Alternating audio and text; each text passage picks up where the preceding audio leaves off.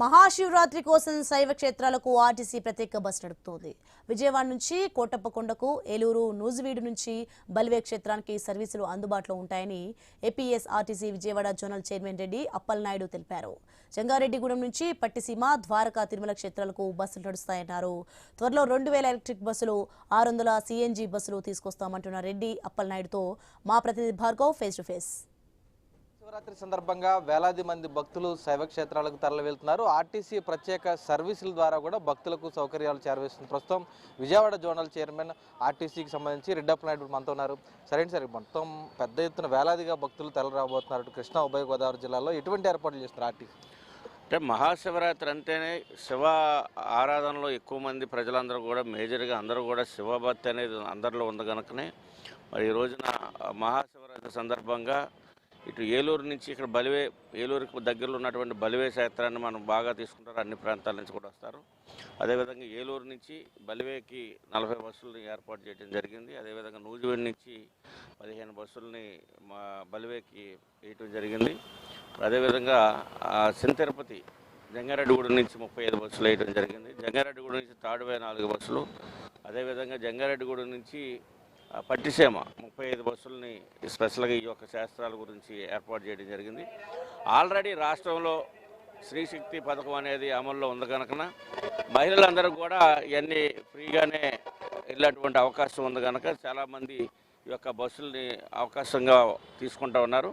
అదేవిధంగా Vijayawada head quarter నుంచి కోటప్పకొండకి 60 బస్సుల్ని వేయడం జరిగింది. రాష్ట్ర వ్యాప్తంగా ఎక్కడెక్కడైతే ఈ యొక్క శాస్త్రాలు ఉన్నాయో అన్ని ప్రాంతాల్లో కూడా మా యొక్క జోన్ పరిధిలో మరి ఈస్ట్ గోదావరి నుంచి కూడా అన్ని ప్రాంతాలకు ద్రాక్షారావం కానీ అట్లు కూడా బస్సులన్నీ వేయటం జరుగుతుంది. మరి డైలీ ఉన్నటువంటి సర్వీసులే కానీ స్పెషల్గా వేసేటువంటి ఏదంటే బలివే లాంటి క్షేత్రాలు, ఎందుకంటే ఈ బలివే సందర్భంగానే అక్కడ లక్షలాది మంది అనేక ప్రాంతాలు రాష్ట్ర వ్యాప్తంగా వచ్చేటువంటి పరిస్థితి, వారి పెద్దలకి అక్కడ కొన్ని పిండాలు అనేది సమర్పించుకునేటువంటి పరిస్థితి ఉంటుంది కనుక దానికి ప్రత్యేకంగా మరి ఏలూరు నుంచి ఈ యొక్క బస్సులన్నీ కూడా ఏర్పాటు చేయడం జరుగుతుంది. ఎందుకంటే మహాశివరాత్రి పర్వదినం అంటే ప్రజలందరిలో కూడా మరి శివభక్తి అనేది నిండుగా ఉన్నటువంటి పరిస్థితుల్లో మరి యొక్క ప్రజలందరూ కూడా దీని మీద దాన్ని దృష్టిలో పెట్టుకుని మరి ఆర్టీసీ యొక్క అధికారులందరూ కూడా సమ్మక్తమై ఎక్కడ ఎవరికి కూడా భక్తులు ఎవరికి కూడా ఎక్కడ అసౌకర్యం కలగకుండాను కావలసినటువంటి రూట్లో బస్సులన్నీ కూడా ఏర్పాటు చేయడం జరిగింది ఆల్రెడీ. ఎందుకంటే మన కొంత జెంట్స్కి కొంత ఛార్జీలు ఉన్నప్పటికీ ఒక 5 రూపాయలు 6 రూపాయలు అటు ఇట్లో ఉన్నప్పటికీ మహిళలందరూ కూడా ఫ్రీగానే ఉంది కనుక ఈ యొక్క బస్సులన్నీ కూడా మహిళలు ఎక్కువ శాతం, ఎందుకంటే శ్రీశక్తి వచ్చిన తర్వాత దాదాపు 5 కోట్ల మంది ఈ యొక్క ఆగస్టు 15 నుంచి ఇప్పటి వరకు కూడా మరి మహిళా సోదరీమణుల యొక్క ఫ్రీ బస్సు సౌకర్యాన్ని వాడుకుంటూ ఉన్నారు.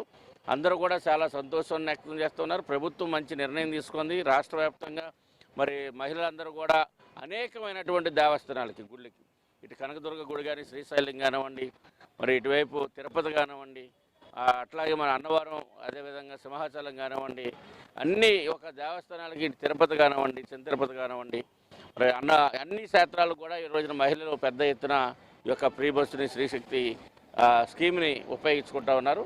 ప్రజలందరూ కూడా చాలా సంతోషంగా ఉన్నారు.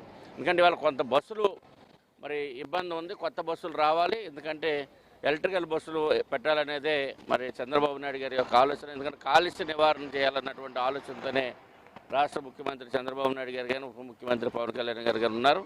ఆ రకంగా ఎలక్ట్రికల్ బస్సులు రావాలి. అదేవిధంగా సిఎన్జి బస్సులు కూడా మరి గ్యాస్ నుంచి వచ్చేటువంటి బస్సులు కూడా ప్రపోజల్ పెట్టారు. ఇవన్నీ కూడా కొద్ది రోజుల్లో కొత్త బస్సులు కూడా వస్తాయి. ఇంకా నూతనమైనటువంటి విధానాలను కూడా ఆర్టీసీలో తీసుకొస్తాం. అధికారులందరూ కూడా చాలా సమయస్ఫూర్తితో ప్రజల యొక్క అవసరాలని, మహిళల యొక్క అవసరాలని గుర్తించి చాలా పేషెన్సీతో మరి డ్రైవర్స్ కానీ కండక్టర్స్ కానీ చాలా సర్వీస్ని అందిస్తూ ఉన్నారు. మరి అదేవిధంగా అన్ని డిపార్ట్మెంట్ల కంట రాష్ట్ర ప్రభుత్వంలో కానీ కేంద్ర ప్రభుత్వంలో ఉన్నటువంటి డిపార్ట్మెంట్స్ అన్నింటిలో కంట ఆర్టీసీ డిపార్ట్మెంట్లో చాలా నిబద్ధతతో పనిచేసేటువంటి అధికారులు మాత్రం చాలా ఉన్నారు. దాన్ని మేము కూడా చాలా సంతోషిస్తూ ఉన్నాం. ఎందుకంటే ఈ జోనల్ చైర్మన్స్గా మేము ఉన్న యొక్క పరిస్థితులన్నీ కూడా చూస్తూ ఉన్నాం కనుక చాలా ఆనందంగా ఉంది. ఈరోజు స్త్రీశక్తి పథకం పెట్టిన తర్వాత పెద్ద ఎత్తున మహిళలు రవాణా చేస్తున్న పరిస్థితి. అయితే స్టార్టింగ్ పాయింట్లు ఇప్పుడు ఏలూరు, జంగారెడ్డి లాంటి డిపో పాయింట్లో ఫుల్ అయిపోవడం వల్ల మధ్యలో ఉన్నటువంటి గ్రామాల్లో, పట్టణాల్లో ఎక్కే ప్రయాణికులందరూ కూడా చాలా ఇబ్బందులు పడుతున్నారు. వారి దృష్ట్యా ఏమైనా ప్రత్యేక ఏర్పాట్లు భవిష్యత్తులో చేసే అంటే రెగ్యులర్ తిరిగే బస్సులు మామూలు రెగ్యులర్ తిరుగుతామని స్పెషల్గా ఇవన్నీ వేస్తున్నాం కనుక కొంత ఖాళీ అనేది ఉంటుంది. వాళ్ళకు కూడా ఏ రకమైన అసౌకర్యం కలగదనేది మా ఆలోచన. బస్సుల సంఖ్య కూడా త్వరలో పెంచే అవకాశం ఉందనుకోవచ్చు. త్వరలో బస్సులు దాదాపు ఒక 2000 బస్సుల దాకా ఎలక్ట్రికల్ బస్సులు రావడానికి అవకాశం ఉంది. అదేవిధంగా ఒక 600 నుంచి 1000 బస్సులు సిఎన్జి బస్సులను కూడా కొత్తగా తీసుకోవాలన్నటువంటి ప్రపోజల్స్ అయితే గవర్నమెంట్కి వెళ్ళి ఇవన్నీ కూడా తీసుకుంటారు. అదేవిధంగా సిబ్బంది కొరత కూడా ఉంది. సిబ్బంది కూడా ఉన్నటువంటి నీడ్ ఏంటి అనేది రాష్ట్ర ప్రభుత్వానికి పంపించడం జరిగింది. త్వరలో రాష్ట్ర ప్రభుత్వం నిర్ణయం తీసుకుని నోటిఫికేషన్ ఇస్తే సిబ్బంది కొరతను కూడా సేవ్ మనం చేస్తాం. Thank you. అది చూస్తాం, శివరాత్రికి సంబంధించి కూడా అటు అన్ని ఏర్పాట్లు చేయడంతో పాటు ఆర్టీసీకి సంబంధించి ప్రత్యేక బస్సులను బలివే కానీ అలాగే కోటప్పకొండకు కానీ అటు పట్టిసీమ క్షేత్రానికి ఇతర శైవ క్షేత్రాలన్నింటికి కూడా ప్రత్యేక ఏర్పాట్లు చేసి ప్రయాణికులకు ఎటువంటి అసౌకర్యం కలగకుండా కూడా చర్యలు తీసుకుంటున్నట్లు RTC Vijayawada zonal chairman Reddy Appalanaidu స్పష్టం చేస్తున్న పరిస్థితి అయితే ఉంది. కెమెరా పర్సన్ చంటితో భార్గవ్.